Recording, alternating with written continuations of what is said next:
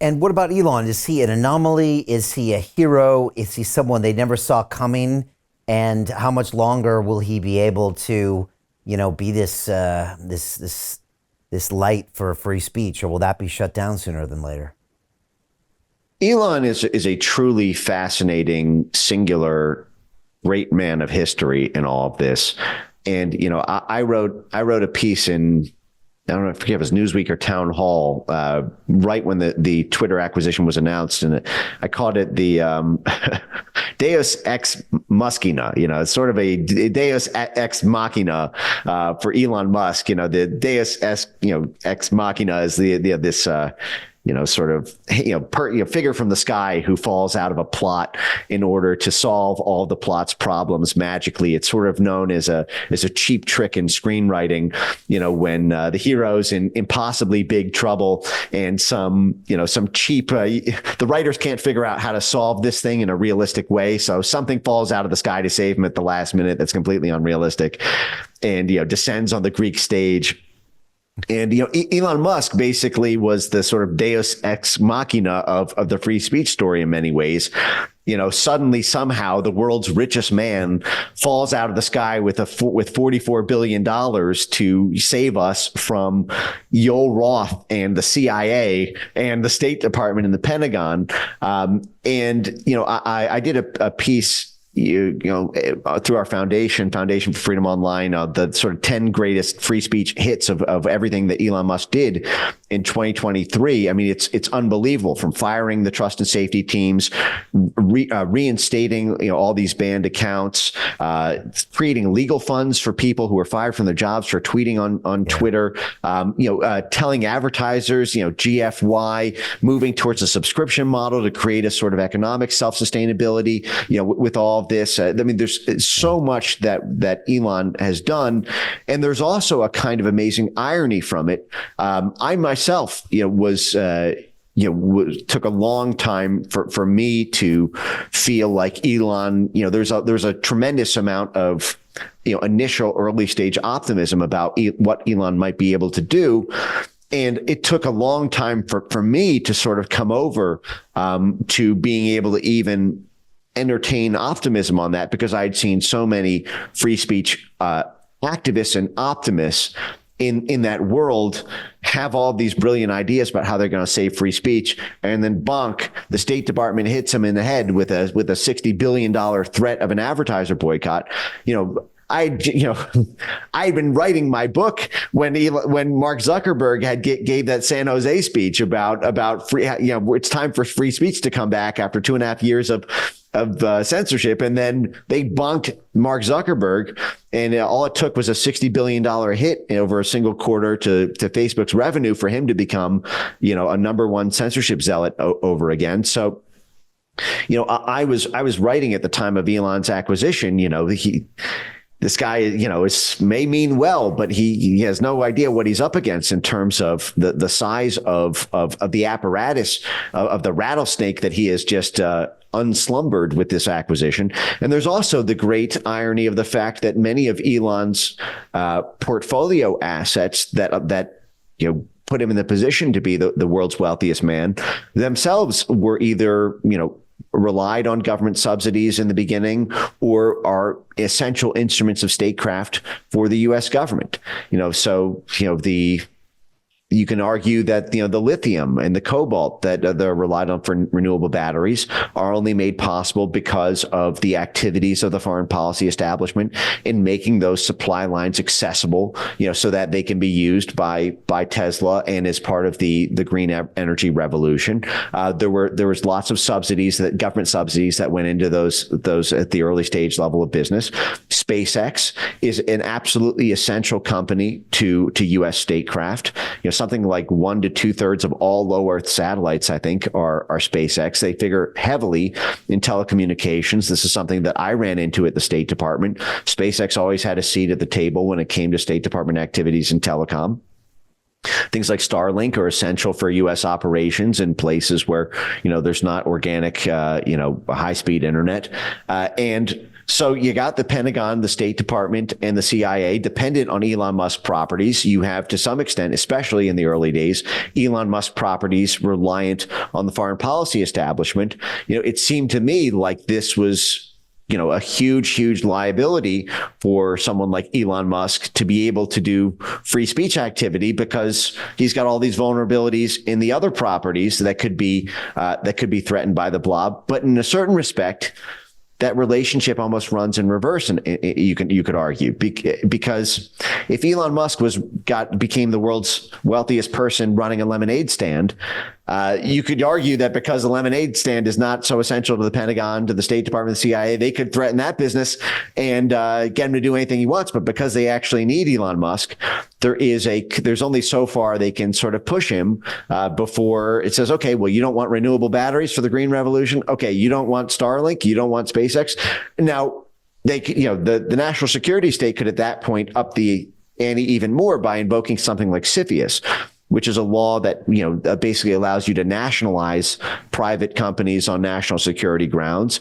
But then what would happen if CFIUS were invoked to nationalize SpaceX or to nationalize Tesla? Could any corporation on planet Earth choose the U.S.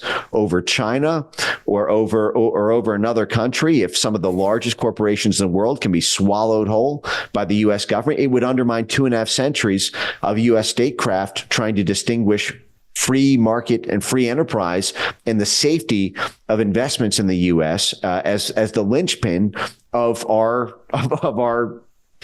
private enterprise statecraft. So there's a little bit of a Gordian knot they're tied in terms of how far they can push Elon Musk. I think the ideal situation for them is a kind of corporate regime change where Elon is essentially simply, forced out of Twitter. But these folks themselves at the Stanford Internet Observatory, my foundation published a bunch of their internal discussions where they would talk about how one of the things that might be done in order to coerce Elon Musk to censor Twitter is to go to foreign governments, like go to Germany and, work with potentially the German foreign minister there to put pressure on Tesla's gigafactory there, because that is the industrial sort of base of Europe. It's where a lot of the production capacities for Tesla are. And Germany is also the center of content moderation in Europe. It's actually where the State Department first got the got the EU to pass these censorship laws in 2017 with Germany's NetzDG law. So there's a lot of state capture that the blob has in Germany. If they can get Germany to put pressure on Tesla in order to coerce Elon Musk to change the content moderation terms of service policies in order to censor the elections there in Europe, to stop the rise of right-wing populist parties. These are all things that the blob has sketched out as part of their plans. Whether they can actually execute them is the other side of the story, because now Germany is partially reliant on that giga Berlin factory for their own jobs and for their own prosperity of their own workers, who at the same time are being squeezed by the State Department in the natural gas story because they've been forced to sanction Russia. And there's the strangeness of the Nord Stream pipelines being shut off. So there's a complex interplay, and how that resolves remains to be seen. Yeah, he's almost too big to fail somehow, but it's not stopping them from filing lots of counterattacks and lawsuits in many different states and many different industries there. I guess it remains to be seen if they can find some way to control him. But right now, he's managed to continue doing what he wants to do with this platform. And it's been huge. It's been huge to have an example of what the world could look like, versus what the world does look like. And I think it's allowed a lot more people to be bold. And funny enough, Mike, in their normal everyday speech, and even their speech at places like work, knowing that someone's saying it on Twitter, just keeps people and reminds people that freedom of speech is a thing. I think it's hard to overemphasize the fact that this ex machina deus figure came in and saved us all. It'll be interesting to see how history looks out. Go ahead. Just one quick thing. They are absolutely trying the death by 1,000 paper cuts, though, in the interim. Right. Without a knockout blow, they are still trying to capacity cripple him. If they can reduce him to a double-digit billionaire instead of a triple-digit billionaire, I think that would go a long way in terms of their ability to create leverage. So there are 7 different legal attacks that the Biden administration alone, 7 different regulatory agencies have all filed lawsuits, including basically punishing SpaceX for not hiring enough illegal immigrants. I mean, these are the sort of things that a U.S. company being fined millions of dollars potentially for not hiring people who are here illegally. These are the kind of tactics they're stooping to, absent a knockout blow. But I'm sorry if you want to continue. When you look at, I haven't gone too deep in the compensation lawsuit, but it seems really flaky to me. And it now looks a lot more like what they're doing to Trump. Where again, they're just using it as lawfare, which my good friend Jim Rickards talks about, using the law for warfare purposes. And then some of the other ways that Elon goes to explain some of the trials he was at. He was on Rogan last time. He said the jury was unanimous. He's like, they had nothing on me. The SEC had nothing on me, but this is the way it works. If the SEC is successful in taking down a big dog, then they get the job at the cushy law firm. I'm sure you know about it. And he was explaining it all. But to the public, through the mainstream media, he's still the bad guy doing these supposed bad things. But it looks like a way of attacking him. And like you said, bringing him down to double digits might clip his wings. Although he's such an anomaly, that would probably fire him up some more. So Jim Rickards has just recorded a video that's not available to anyone in the public. And he's going to be talking about how this upcoming recession is going to be fast. It's going to be bloody. It's going to be nasty. But at the same time, he's going to show you how you can position yourself to profit from all of this chaos. Now, we've made this video only available to our viewers. Go to londonreal.tv/Jim. Watch that immediately. I can't say enough good things about Jim Rickards. He understands the global economic system better than any guest I've ever had on London Real. His predictions are almost uncannily true, and you can learn how to profit from his vision, from his expertise, and his understanding of economics. So go to londonreal.tv/Jim or click the link below. It's an excellent, excellent look on what's going to happen in the future and how you can position yourself to profit from that.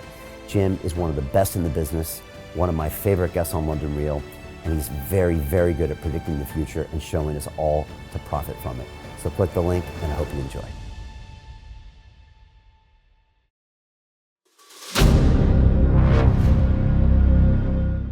I'm looking for partners, collaborators, colleagues who want to join forces with me around the globe and create real value, generational wealth, and financial freedom for everyone else around the world. Get involved in the cryptocurrency markets, get involved in the NFT markets. This is your moment. Life all comes down to a few moments. Don't let this pass. Now it's not too late. Next year's going to be too late. Ultimately, this is about freedom. That's the way I see it. This is about giving power back to the people and enabling billions of people worldwide to use the financial markets to improve their lives and those of their friends and their families and their communities.